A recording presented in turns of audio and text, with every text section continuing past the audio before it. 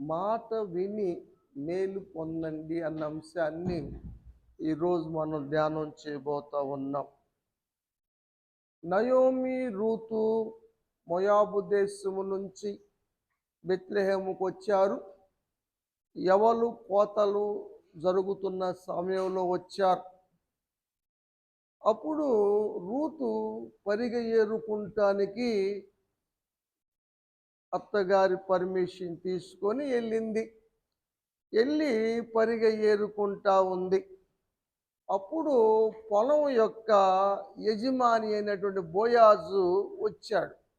అందరూ పనివాళ్ళు, తెలిసిన వాళ్ళేను, మరోజు వచ్చేవాళ్ళేను. ఎప్పుడు మరి ఎమ్మ కొత్తగా ఉంది, ఎమ్మ ఎవరు అని అడిగాడు. ఆమె వివరాలు చెప్పారు. అప్పుడు బోయాజు రూతుకు చెప్పినటువంటి మాట ఏమిటంటే, నా మాట వినమ్మా, వేరొక పొలములోకి ఏరుకొనుటకు పోవద్దు, దీన్ని విడిచిపోవద్దు, ఇచ్చట నా పనికెత్తల యొద్ద నిలకడగా ఉండుము అని పొలం యొక్క యజమాని పరిగ ఏరుకుంటున్నటువంటి రూతుకు చెప్పాడు.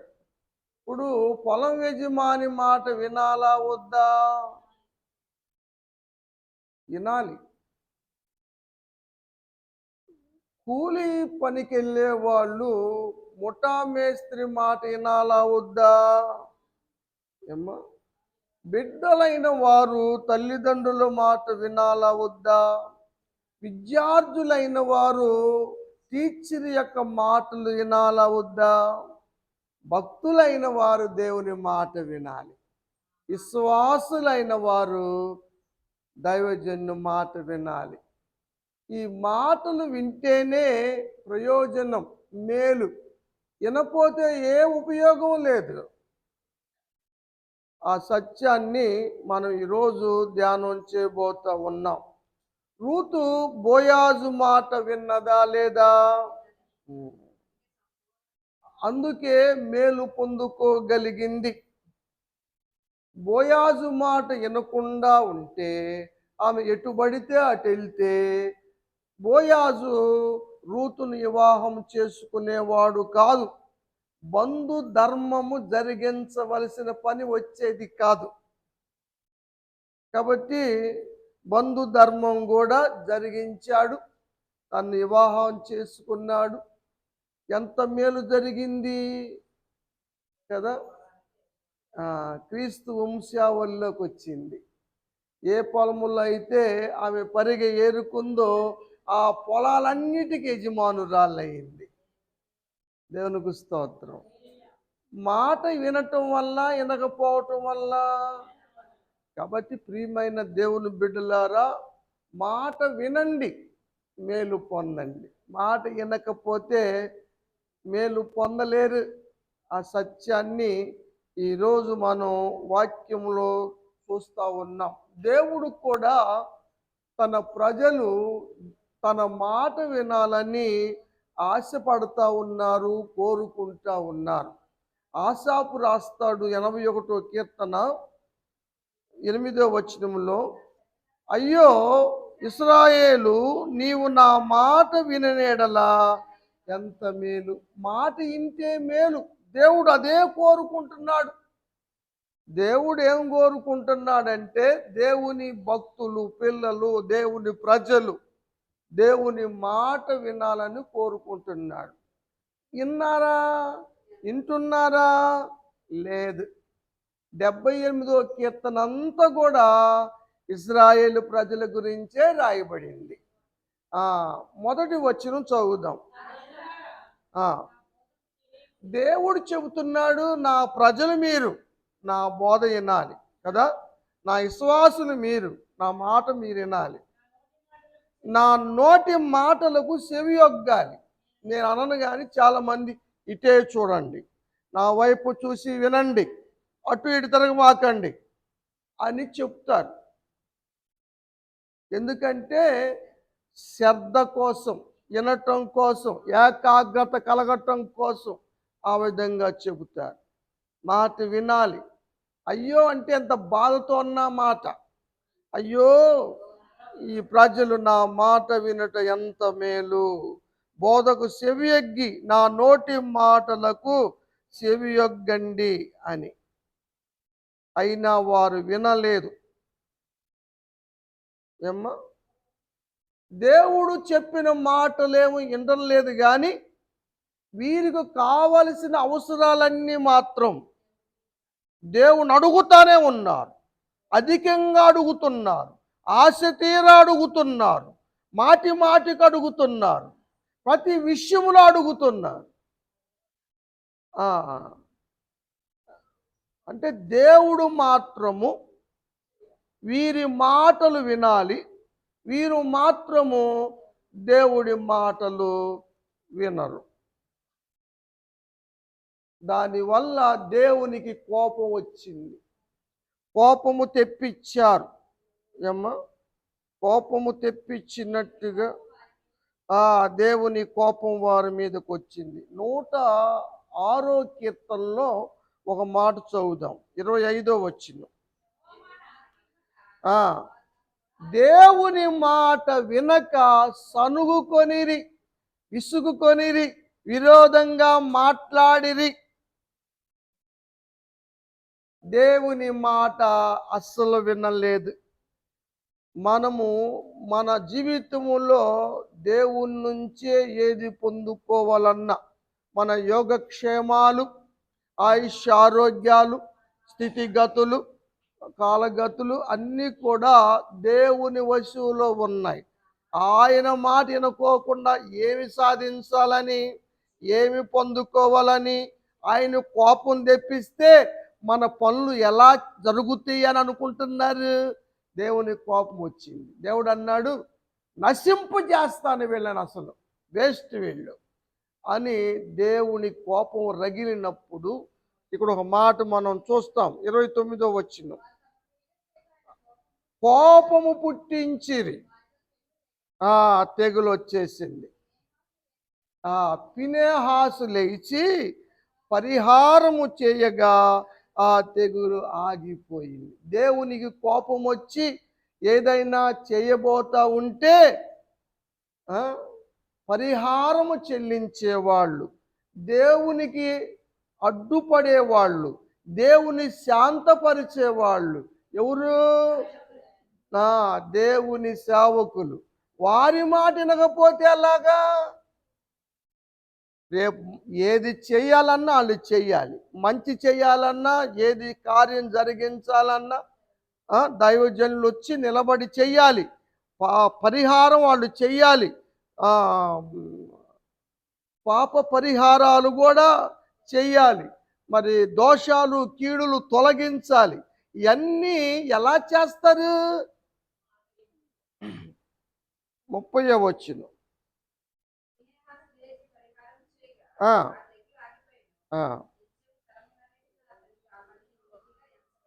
23వ వచనం కూడా చదువమ్మ. వీరి నశింప చేస్తాను అని దేవుడు అన్నప్పుడు వారు నశింపకుండా ఉండటానికి, దేవుని కోపం చల్లార్చటానికి మోషే అడ్డు నిలిచాడు. దేవుని కోపం మీ మీద పడకుండా, దేవుని కోపానికి నశించిపోకుండా అడ్డుపడేవారు దైవజనులు. మీకు శాపము రాకుండా చేసేవాళ్ళు దైవజనులు. వాళ్ళ మాట కూడా లెక్క లేకపోతే ఎవరు మాట లెక్కించినట్టు? రేపు ఏమి చేయాలి? రేపు అవసరాల్లో, రేపు ఇబ్బందుల్లో ఎవరు ఏం చేయాలి వినకపోతే? ఏమ్మా, వింటే మేలు జరుగుతుంది.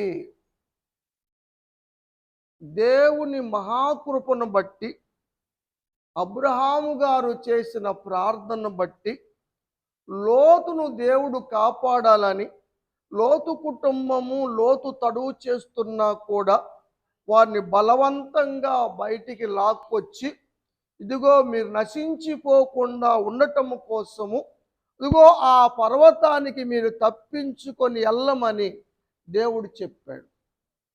ఎవరికి? లోతుకి. 19వ అధ్యాయము 16వ వచనం చూడండి. ఆ లోతు తడువు చేస్తే దేవుని కటాక్షము కనికరం వల్ల చెయ్యి పట్టుకొని లాక్కొచ్చారు బయటికి, వెలుపలకు తీసుకొచ్చారు. ఆ ఊరి బయటికి తీసుకెళ్ళి ఆ ఆ నీ ప్రాణం దక్కించుకో, పారిపో, వెనక్కు చూడొద్దు, ఈ మైదానములో ఎక్కడ ఆగొద్దు, నువ్వు నశించిపోకుండా అదిగో ఆ పర్వతానికి వెళ్ళు నువ్వు అని దేవుడు చెప్పాడు. దూతలుగా వచ్చిన, మనుషులుగా వచ్చినటువంటి యేసు ప్రభువారు పరిశుద్ధాత్ముడు చెప్పాడు. అబ్రహాము దగ్గరికి ముగ్గురు వచ్చారు కదా, ఆ ముగ్గురులో తండ్రి అక్కడే నిలబడి అబ్రహాముతో మాట్లాడుతున్నారు కదా. ఇద్దరు సొదొమ గొమొర్రా వచ్చారు లోతు దగ్గరికి. ఇవి మనం 18, 19వ అధ్యాయాల్లో చూస్తాం. అయితే లోతు వాళ్ళ మాట విన్నాడా? వినలేదు. అంటాడు, నేను అంత దూరం పోలేను, నేను ఆ పర్వతానికి నేను పోలేను. ఇదిగో ఈ ఊరే, ఈ ఊరు సమీపంలో ఉంది, ఎక్కడికి పోతాను నేను? దేవుడేమో అక్కడికి వెళ్ళమంటే, ఆ పర్వతానికి వెళ్ళమని దేవుడు చెబుతా ఉంటే దేవునికి సలహా చెబుతాడు ఈయన. ఏమని? నేను ఆడకు పోలేను, ఇదిగో ఎక్కడికి పోతానని. దేవుడికి సలహాలు చెప్పాలంటారా? ఏమ్మా, ఆయనకి తెలియని సంగత? ఇంత ఇప్పుడు దాకా కాపాడింది ఆయన కదా, వాళ్ళ కనుమబ్బు కనుగ చేసింది ఆయన కదా, వీళ్ళ బయటికి లాక్కొచ్చింది ఆయన కదా, నశించిపోకుండా తప్పించటానికి కదా ఆయన వచ్చింది. నేను నశించిపోతానేమో, అంత దూరం పోలేను, నేను ఇక్కడే ఉంటాను. దాని ఫలితము ఎంత నష్టం జరిగిందో తెలుసా? లోతు భార్య ఉప్పు స్తంభం అయిపోయింది. లోతు బిడ్డలు పాపాత్ములైపోయారు. ఎంత విరోధమైనటువంటి పరిస్థితి ఎదురయ్యిందో. కాబట్టి ప్రియమైన దేవుని బిడ్డలారా, మనకి బోధించే వారికి సలహాలు చెప్పే అంత ఎదగమాకండి, అది మీకు మంచిది కాదు. అందరూ మంచిగా ఉండాలని, మంచి జరగాలని ఏదైనా చెబుతారు, కానీ దాన్ని పట్టించుకోకపోతే నష్టము పూర్తి చేసుకోలేం. మనం మాట వినకపోతే కలిగే నష్టం మనం తట్టుకోలేం. ఆ సత్యాన్ని గమనించవలసిందిగా నేను తెలియజేస్తా ఉన్నాను. సౌలుతో సమూయేలు చెప్పాడు, సమూయేలు, నేను 7 రోజులు ఆగిన తర్వాత నేను నీ దగ్గరకు వస్తా, నేను వచ్చి దేవునికి శాంతి చేసి నేను దహన బలి అర్పిస్తా, అప్పుడు నువ్వు యుద్ధానికి వెళ్దుగోని అని సమూయేలు గారు సౌలుకు చెప్పాడు. కానీ 7వ రోజున అయిపోయిన తర్వాత సౌలు ఆలస్యమైంది. అందుకని సొంత నిర్ణయం చేసుకొని దేవుణ్ణి శాంతిపరచకుండానే దహన బలి అర్పించేశాడు సౌలు. సౌలు దహన బలి అర్పించటం అయిపోగానే సమూయేలు వచ్చాడు. సమూయేలు అంటాడు, 13వ అధ్యాయం 1 సమూయేలు గ్రంథం 8వ వచనం,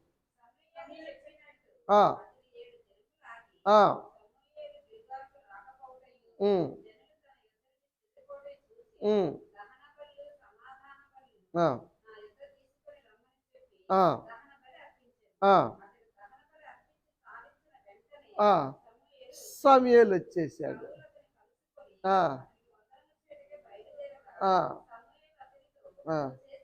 ఏం పని నువ్వు చేసింది?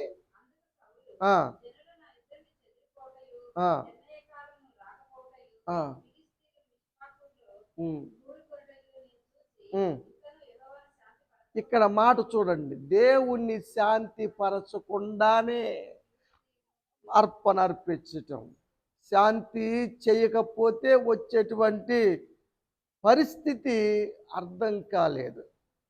దేవుని శాంతిపరచకుండానే బలి అర్పణ ఏమన్నాడు?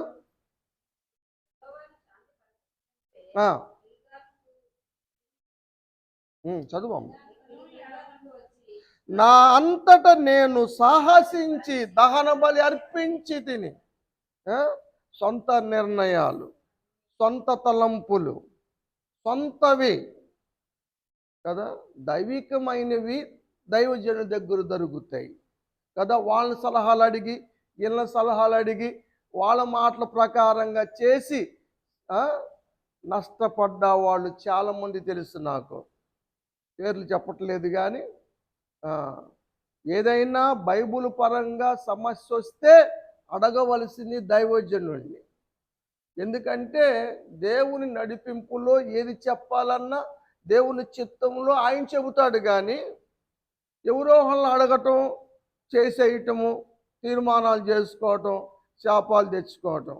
అరే బాబు, దేవుడు నిన్ను చిరకాలము నేను రాజుగా ఉంచాలనుకున్నాడు, కానీ నీ రాజ్యం నీకు నిలవదు అన్నాడు. నష్టపరుచుకున్నాడు. సౌలు వంశములో ఎవరు లేకుండా తుడిసివేయబడ్డారు. దేవునితో మాటలు కాదు, గేమ్స్ కాదు. కాబట్టి దేవుని విషయాల్లో దైవికమైన నడిపింపులో ఉండాలి. ఎవరు ఆలోచన ప్రకారం వాళ్ళు చేసేది కాదు ఇది. దైవజనులు చెప్పినట్లు వినటం మంచిది ఏమ్మా, అది చాలా మేలుకరం అని దేవుని యొక్క వాక్యంలో మనం చూస్తూ ఉన్నాం. దైవజనుడైన సమూయేలు మాట విన్న దావీదు ఎంతో గొప్పవాడయ్యాడు ఏమ్మా, గొప్పవాడ దేవుని కృపను పొందుకున్నాడు. దావీదు చూపిన విధేయత చూసినటువంటి సమూయేలు దావీదుకి ఏమి నేర్పాడో తెలుసా? ఏమి నేర్పాడు? దావీదుకి సమూయేలు గారు ఏమి నేర్పాడు?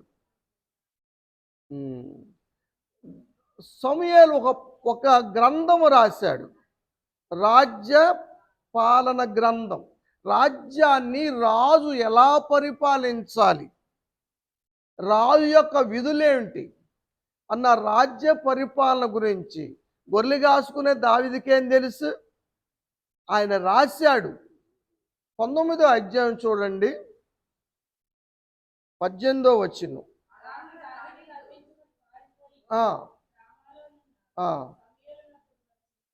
సమూయేలు దగ్గరకు వచ్చాడు దావీదు ఎత్తుక్కుంటూ వచ్చి,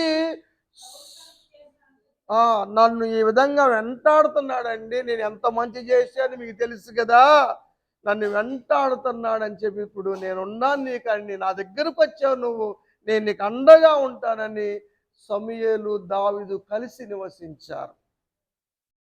10వ అధ్యాయం చూడండి, 25వ వచనం.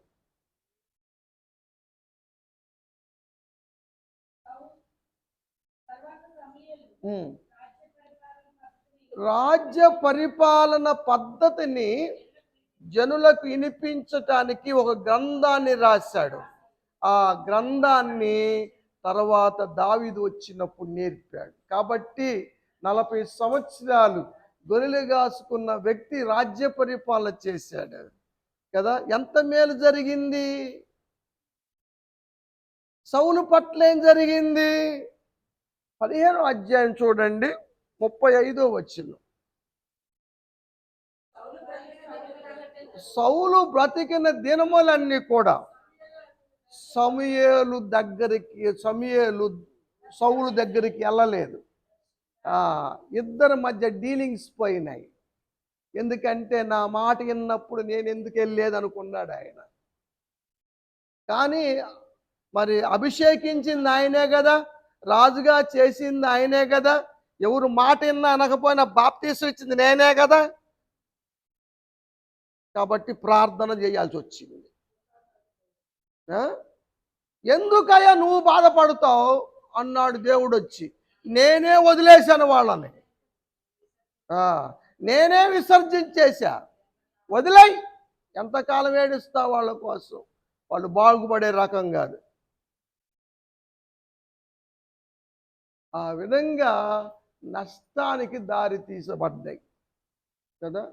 దైవజనుడైనటువంటి ఎలీషా గారి మాట విని తన అప్పుల ఊబి నుంచి బయటపడ్డ సహోదరి గురించి మనకు తెలుసు కదా.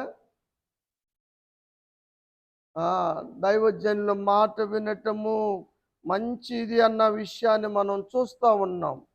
యేసు ప్రభు వారు చెప్పారు ఒక మాట, ఫలించే విషయములో విత్తనాలు జరుగుతున్నప్పుడు త్రోవ పక్కన పడినటువంటి విత్తనాలు, రాతి నేల పడ్డ విత్తనాలు, ముళ్ళ కంపల్లో పడ్డ విత్తనాలు ఫలించలేదు. కానీ మంచి నేలలో పడిన విత్తనాలు ఫలించినవి. మత్తయి సువార్త 13వ అధ్యాయం పేజీ పైన ఉంటుంది తిప్పినాక. కొన్ని మంచి నేల పడి 100 60 30 ఫలించినాయి.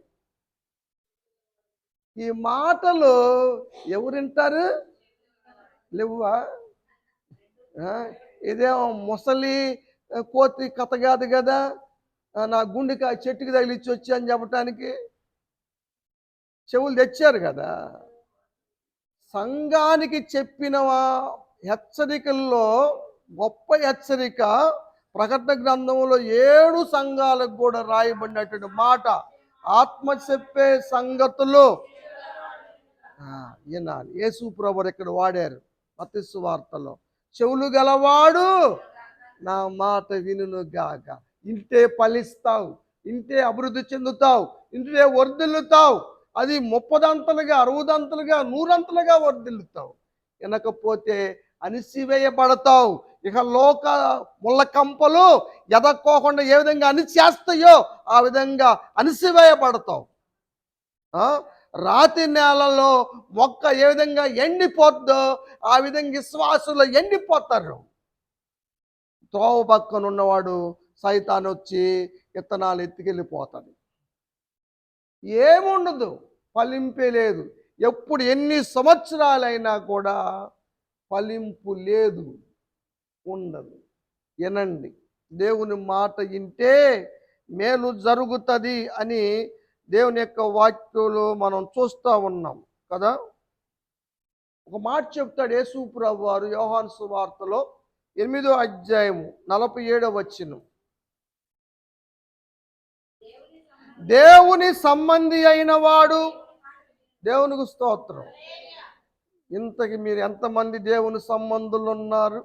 మేమందరం దేవుని సంబంధులమే. కానీ మాట వినేవాళ్ళు అందరూ, మాట వినేదాన్ని బట్టి వారు దేవుని సంబంధుల సైతాను సంబంధుల అన్నది తెలుస్తుందని అక్కడ రాశాడు, అక్కడ చెప్పాడు. మీరు దేవుని సంబంధులు కారు కనుక దేవుని మాట వినరు, భయం లేదు. మనకు మేలు చేసే వాళ్ళ మాట కూడా లెక్కలేదు కదా. దేవుని మాట ఎవరు వింటారండి?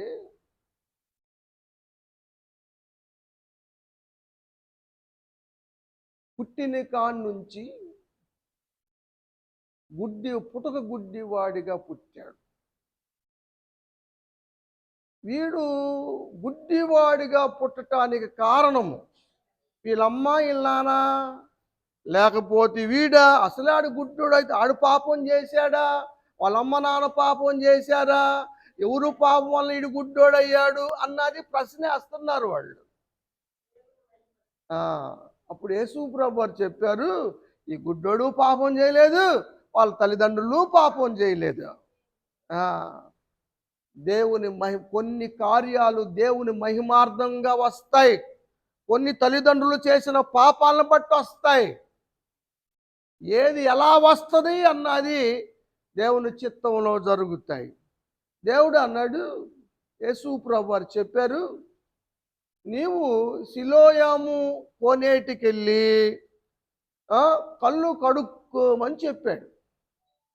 సాగు చెప్పాడా? అయ్యో నాకు అసలే కళ్ళు కనపడపోతే ఆ కోనేటి కాడికి నేను ఎట్టెళ్తానయ్యా ఆ కోనేట్లోకి ఎట్ట దిగుతానయ్యా, ఆ, ఎట్ట కడుక్కోవాలయ్యా అన్నాడా సాకులు. ఆ, వాడు చెప్పాడు బెతస్తా కోనేటి దేవుడి దగ్గర, నేను దిక్క ముందు అందరు దిగుతున్నారయ్యా అని. 9వ అధ్యాయం 7వ వచనం, యోహాను సువార్తె. ఆ, ఆ, పంపబడిన వాడని. ఉమ్, ఉమ్. వెళ్ళాడు, వెళ్ళాడు, కడుక్కున్నాడు, చూపు. దేవుని మాట వింటే స్వస్థత వస్తాయి, మంచి ఆరోగ్యం వస్తుంది. దేవుని మాట ఇంటి అద్భుతాలు జరుగుతాయి. దేవుని మహిమ కలిగిన కార్యం మన ఇంట చూస్తాం. కనాను వివాహంలో చూసాం. పరిచారికులు 6 రాతి బాణలు నీళ్లను అంచుల మట్టుకి నింపారు, పట్టుకెళ్ళారు హిందూ ప్రధాని దగ్గరికి. దేవుని యేసు ప్రభువారు తన మహిమను బయలుపరిచి అద్భుతం చేశాడు అక్కడ.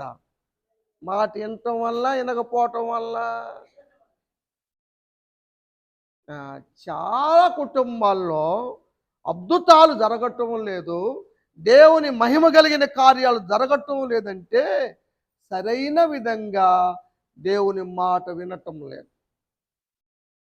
దేవుని మాట వినటం లేదన్నది మాత్రం వాస్తవము. పక్షివాయు గలవాడుతో చెప్పాడు, లే నువ్వు లేచి. 9వ అధ్యాయమే ఏమ్మా, 6వ వచనం చదువు. 6వ వచనం, మత్తయి సువార్త 9వ అధ్యాయము 6వ వచనం.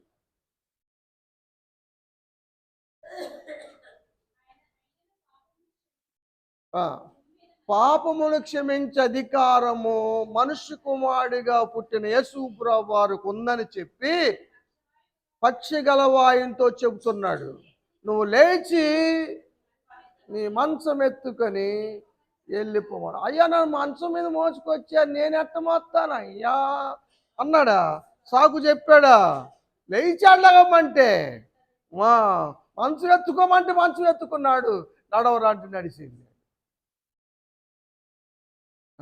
దేవునికి సంపూర్ణమైన విధేయులు కావాలి, కానీ దేవునికి సలహాలు చెప్పేవాళ్ళు అవసరం లేదు కదా. వారి కుటుంబాల్లో అద్భుతాలు జరగవన్నమాట. ఆ విషయాన్ని మీరు గమనించాలి.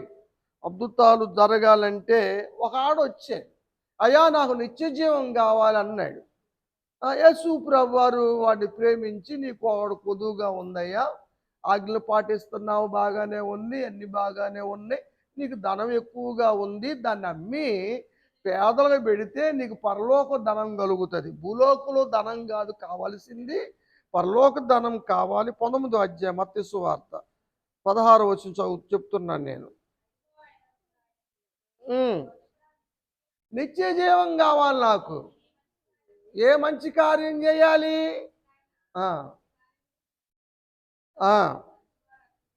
యేసు ప్రభువే మంచివాడు. నువ్వు నిత్య జీవంలో ప్రవేశించాలనుకుంటే ఆజ్ఞలు గాయకొనుకో. అబ్బో చిన్నప్పటి నుంచి పాటిస్తున్నాం మేము, బాల్యం నుంచే.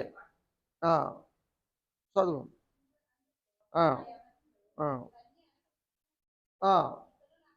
ఇంకేంటండి నాకేని, నువ్వు పరిపూర్ణుడు కాలేదు. నువ్వు ఎన్ని ఆజ్ఞలు పాటించినా నువ్వు పరిపూర్ణుడు కాల. కాబట్టి నీకు పరలోక ధనం కావాలి. ఎందుకు పరలోక రావాలి? నిత్య జీవంలో ఉండాలంటే నీకు పరలోక ధనం కావాలి అని చెబితే వ్యసనపరుచుకొని వెళ్ళిపోయాడు. నిత్య జీవాన్ని, పరలోక రాజ్యాన్ని కాల్దనుకున్నాడు. మాట విన్నాక ఈయన కాలదనుకోవద్దురా, చేతి దాకా వచ్చింది, నోటి దాకా వచ్చింది, వాటిని కాలదనుకోమాకండి. దేవుని మాట వినండి.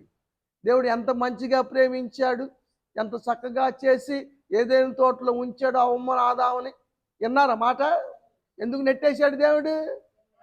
మాట వినక దేవుని సందులోంచి నెట్టేశాడు.